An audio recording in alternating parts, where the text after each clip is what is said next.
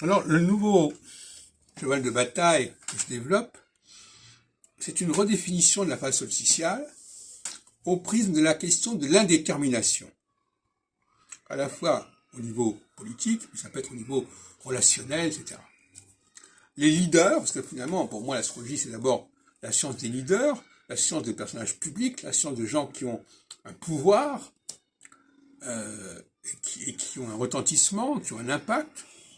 Eh bien, en phase solsticiale, il y a eu un fléchissement, il y a, comme on dit, la roche tarpéienne est proche du Capitole, quelque chose qui ne va pas fonctionner comme d'habitude, et qui va être une heureuse surprise pour les adversaires, parce qu'ils s'aperçoivent que la personne n'a plus les moyens, n'est plus à la hauteur de ses capacités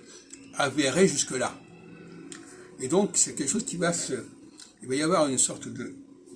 perte de confiance à la part des leaders, et au contraire, une montée de l'assurance de ses adversaires, qui sont souvent moins lotis, moins heureux, moins géniaux, etc. Alors ce matin, on célébrait, on évoquait la situation de la guerre de Kippour il y a 50 ans, 73, en octobre ou novembre 73,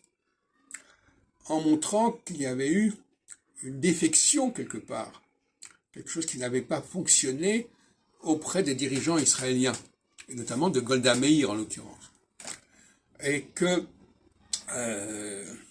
ça avait répercuté pour les années qui suivront, avec une montée de Begin, une montée de Likoud, etc. Et donc, la phase solsticiale, j'en ai parlé tout à l'heure à propos de Napoléon Ier, Napoléon III, Hitler, etc., est un passage extrêmement périlleux pour les leaders.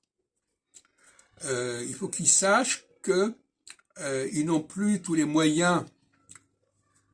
énergétiques, si on peut dire, les moyens de volonté, les moyens de décision, la clarté de vision qu'ils avaient jusque présent. Ils font des erreurs, ils hésitent, et ça peut être fatal, parce qu'un leader qui est perçu comme quelqu'un qui est déterminé, c'est qu'à le dire, et qui tout d'un coup n'est plus déterminé, n'est plus aussi déterminé, ça la fout mal.